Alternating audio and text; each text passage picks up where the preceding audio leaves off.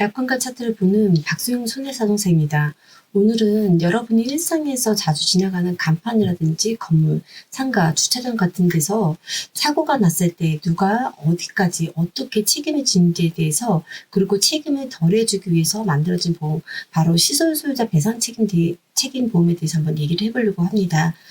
최근 뉴스를 보니까 강풍에 의해서 간판이 떨어지면서 보행자가 사망하는 사건이 있었더라고요. 이런 사고가 나면 과연 건물주와 점주 모두 책임을 져야 하는지, 또 보험으로 보상이 되는지에 대해서 궁금하셨을 텐데요. 오늘 아마 영상 끝까지 보시면 좀 도움이 되실 것 같습니다. 먼저 이제 시설 소유자 배상 책임이라는 보험을 한번 확인해 봐야 되는데요.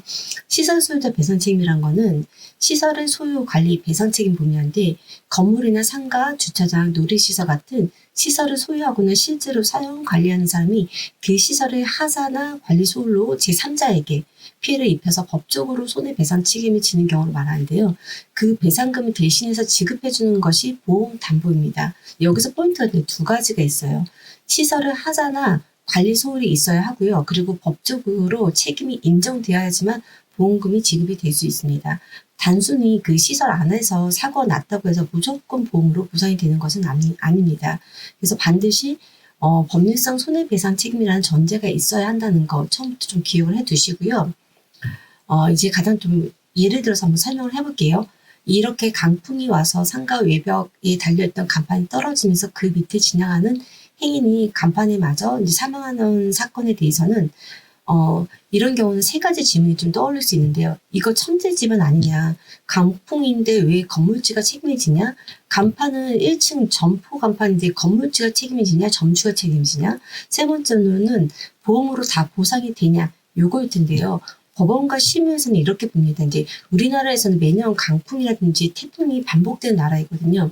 그래서 일정 수준의 강풍은 충분히 예견되는 자연현상이기 때문에 그 정도 바람에 간판이 떨어지지 않도록 설치하고 유지, 관리할 의무가 건물주나 간판주에게 있다고 보는 경향이 많습니다. 그리고 간판 이렇게 고정하는 볼트 있잖아요. 이 볼트가 오래돼서 녹슬어 있었다든지 불법으로 크게 돌출되어 설치되었다든지 아니면 정기 검진이라든지 보강을 하지 않았다면 시설을 하자 및 관리 소홀로 보고 건물주, 그 다음에 간판주에게 공작물 책임 민법 제758조 또는 공동 불법 행위로 책임을 인정하는 판례들이 다수 있습니다. 이렇게 법적 책임이 인정되면 그때 비로소 이제 시설 소유자 배상 책임 담보가 작동을 하게 되는데요. 이제 소비자분들이 또 궁금해하시는 부분이 어떤 경우에 보상이 되고 어떤 경우에 보상이 안 되는지 한번 설명 한번 해봐 드릴게요. 보상이 되는 이제 전형적인 사항을 보시면 이제 이런 경우는 보상될 가능성이 높습니다. 사고 장소가 피보험자가 소유, 사용, 관리하는 시설 안 또는 그 시설의 일부, 이제 외벽이라든지 간판, 난간 등일 것이고, 시설의 설치, 보존, 하자 또는 관리 소홀이 발생해야 되는 것이고, 그 결과 제3자, 즉 이제 고객이라든지 지나간 행인, 누군가가 다쳐서 부상인 사망, 그 다음에 재상, 차량 파손 같은 경우도 있거든요. 차량이 파손됐다든지 이런 것들이 발생하고 피보험자에게 그럼으로 인해서 피보험자에게 민법상 손해배상 책임이 인정됩니다. 이런 경우에는 보상하는 손해는 예를 들어서 이제 사망사고 같다면 장례비라든지 위자료, 유족의 일시수입 등 합의금, 판결로 확정된 손해배상금, 그리고 만약에 이에 대해서 소송 비용이라든지 변호사비, 약관은 한도 내에서 지급을 받을 수 있고요. 만약에 이제 다시 이제 간판 사고로 다시 돌아가 보면 강풍이 불긴 했지만 간판이 오래돼서 고정 장착이 부실돼 있었고 그동안 제대로 점검이라든지 보수가 없었다는 점이 확인되면 법원은 건물주라든지 점주에게도 적어도 일부 책임이 인정되는 경우가 많고요. 그 부분은 시설 소유자 배상 책임을 보상될 여지가 큽니다. 또 이제 보상이 되지 않는 경우, 이건 정말 순수 천재지변만으로 생겼다라고 하면 보상이 되지 않을 가능성이 높습니다. 어떤 경우냐면 간판이 딱 법규에 맞춰서 튼튼하게 설치가 돼 있고 정기적으로 안전점검이라든지 보수 기록도 잘 남겨져 있고 기상청에서도 통상 예측이 어려울 정도로 이례적인 초강풍이라는 평가가 되는 상황, 즉 이제 구조적인 하자가 없고 관리 소유도 없었는데 상식적으로는 이 정도면 정말 어쩔 수 없는 천재지변이라고 볼 수 있을 정도라면 이때는 건물주나 간판주에게도 법적 책임 자체가 인정되지 않을 수 있습니다. 법적 책임이 인정되지 않는다면 책임보험인 시설소유자 배상 책임에서도 보험금이 지급되지 않고요.